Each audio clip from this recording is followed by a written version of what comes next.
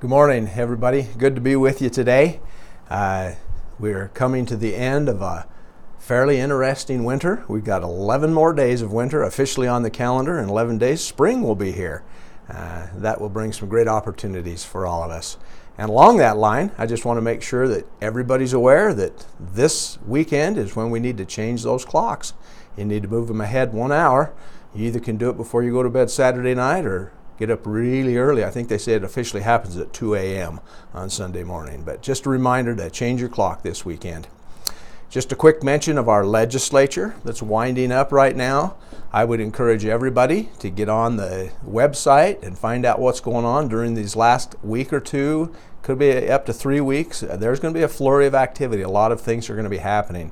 Be involved. We've got some great representatives. I've had the opportunity to work closely with them since they started the session in January, and they're doing very well for us. But I would just encourage everybody to be involved. Know who your representatives are and speak to them often. I think it's a good idea for us to express appreciation for the things that they do in our behalf.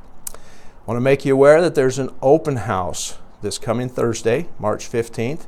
It will be from 6 to 7:30, and it has to do with the community center we're talking about. And you know, there's been a lot of somewhat misinformation out there. We haven't made any plans to do anything in particular. At this point, we're still in the middle of this feasibility study, and it's really important, if you have the time and the inclination to do so, that you come out this Thursday, hear what's available, and make your desires known, because at this point we're really trying to see what the community would like to see happen and would be willing to get behind. So come and be part of that process this coming Thursday, March 15th at 6 o'clock, right here at City Hall. Yesterday I had the opportunity to spend most of the morning talking about the Crisis Center with a lot of people who do this professionally in our community. A lot of discussion about behavioral health and what that means.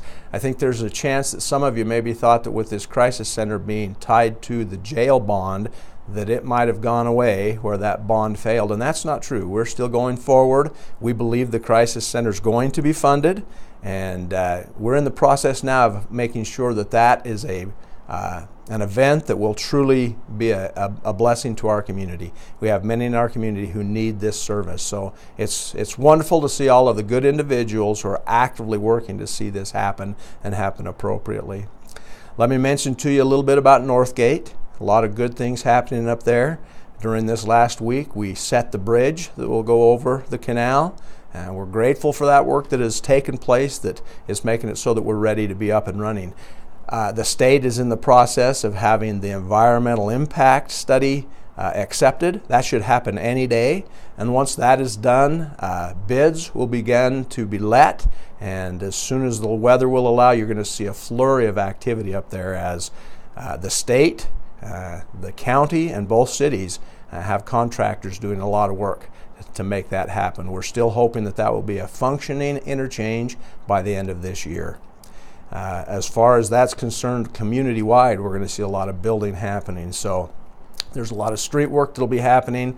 We see businesses that are flourishing, some that are going to be coming this summer.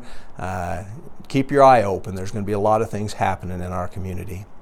I just wanted to mention real quickly to you, I had the opportunity 2 weeks ago to go to the FBI and do a full day of training with them. What a great blessing it is for our community to have this FBI center here in the Pocatello-Chubbuck region.